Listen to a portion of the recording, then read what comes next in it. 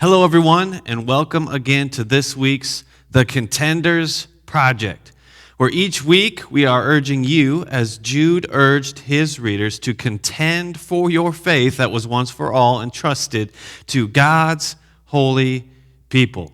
We are ironically putting on hold, finishing our series, I'll Do It Tomorrow, which we will wrap up next week, to bring you an important and relevant devotion and activity for you and your whole family as we celebrate this amazing holiday this week of Thanksgiving.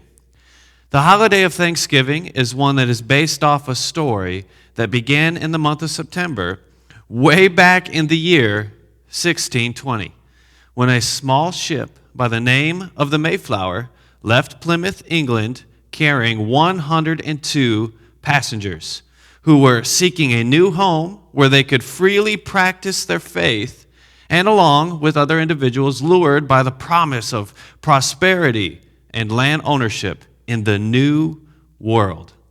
After a treacherous and uncomfortable crossing that lasted 66 days, they dropped anchor near the tip of Cape Cod, where the Pilgrims, as they are now commonly known, began the work of establishing a village at Plymouth. After a first brutal winter in the New World, only about half of the Mayflower's original passengers and crew lived to see their first New England spring. In March, after surviving the winter, the remaining Pilgrims met someone by the name of Squanto.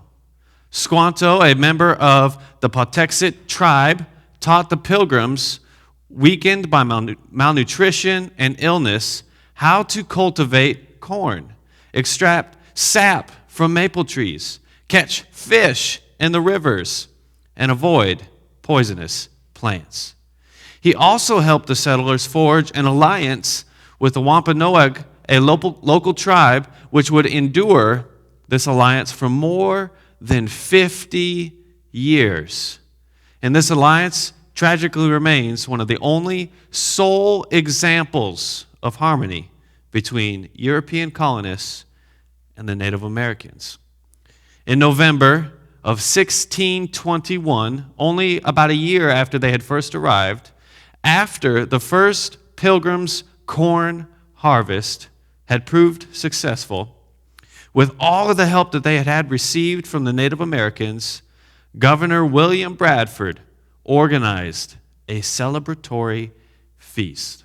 And he invited a group of the colony's Native American allies, including the Wampanoag chief, Massasoit, and this day that they celebrated is now what we remember as America's first Thanksgiving.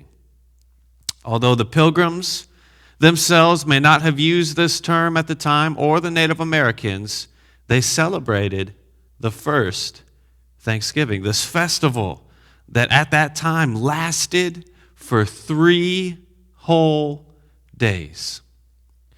The Pilgrims then actually held their second Thanksgiving celebration 2 years later, in 1623, to mark the end of a long drought that had threatened the year's harvest and prompted Governor Bradford to call for a religious fast. Days of fasting and thanksgiving on an annual or occasional basis then became a common practice, not only because of what the Pilgrims had done, but in other New England settlements as well. We also see this type of Thanksgiving tradition continue on through our country's history. During the American Revolution, the Continental Congress also designated 1 or more days of Thanksgiving a year. And in 1789, George Washington himself also issued the first Thanksgiving proclamation by the national government of the United States. In it, he called upon Americans to express their gratitude for the happy conclusion to the country's war of Independence and the successful ratification of the United States Constitution. His successors, John Adams and James Madison, also designated days of thanks during their presidencies. We also see it continue in that in 1817, New York actually became the first of several states to officially adopt an annual Thanksgiving holiday. Then, after the relentless decades of campaigning by many who were dedicated to seeing Thanksgiving become a national holiday, Abraham Lincoln finally heeded their requests in 1863, where they were at the height of the Civil War, in a proclamation entreating all Americans to ask God to commend to his tender care all of those who have become widows, orphans, mourners, or sufferers in the lamentable civil strife, and to heal the wounds of the nation. He scheduled Thanksgiving for the final Thursday in November, that very first official holiday of the United States of Thanksgiving.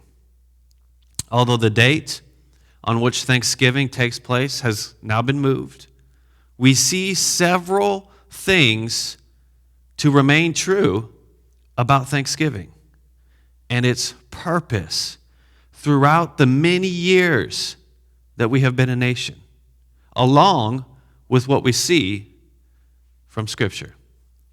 The first one is that although there is a national holiday for Thanksgiving, we see, of course, not only through our country's history, but in biblical history, that people, when experiencing moments of hardship, experiencing times of trial, experiencing deliverance and provision, when any of those circumstances and many others, the people of our country's history and in biblical history turned to collectively thank God for his goodness, for his grace, for his protection, and for his provision.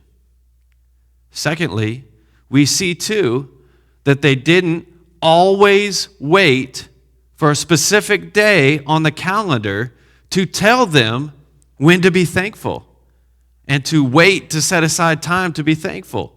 Oh, we're only going to do that because that only happens on the National Day of Thanksgiving in November. No. Whenever there was something big to be thankful for, both in our country's history and in biblical times, they did not wait for a specific holiday or a specific festival.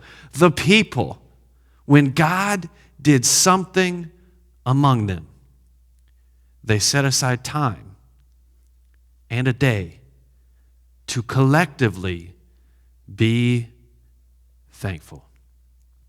Number three, we always see in the countless of examples of people turning to God to give thanks, important especially for today's world, that they found power, that they found comfort in their attempts to be thankful and to give thanks to God when they did it together with other people.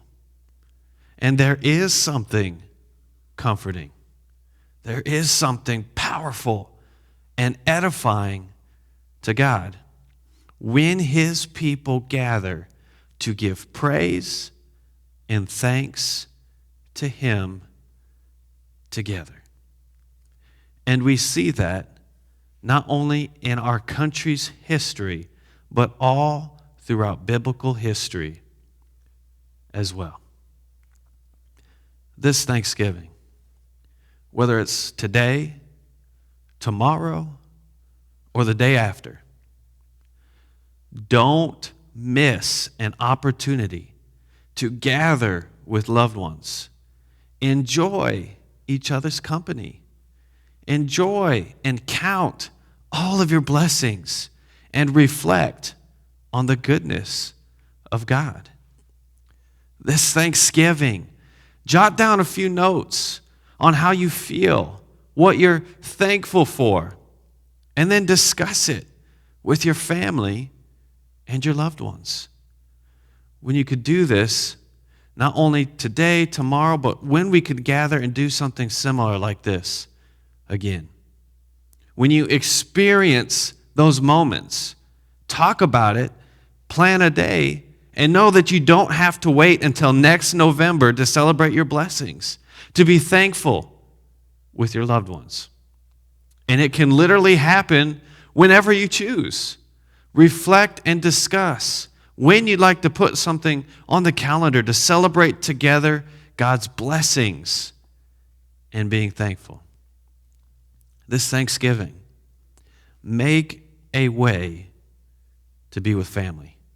Make a way to be with friends and loved ones. Being thankful as a part of a family or group is important.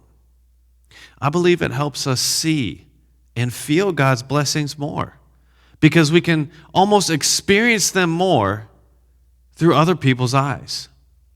Whether you're unable to meet physically and you meet on Zoom, or you find a way to invite friends, family, church members, people in your community over, be with others and celebrate with others this Thanksgiving.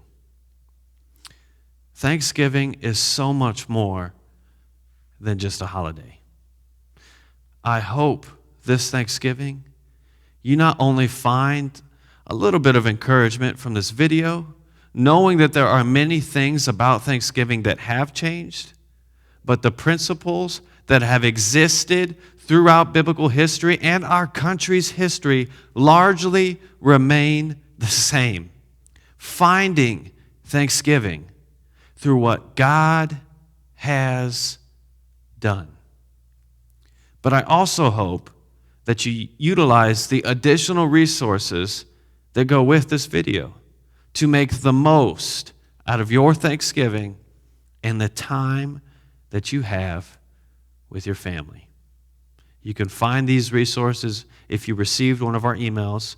Otherwise, you can find them on cbcmcdonough.com/the-Contenders-project. So, as you now discuss in your groups, utilize the questions, the activities, and the prompts that have been provided. I encourage you to discuss some of these things, all of these things, as well as encourage one another and remind each other of all that we have to be thankful for. So as with that, I again want to thank you all for joining us, and we'll see you next week for the next Contenders project.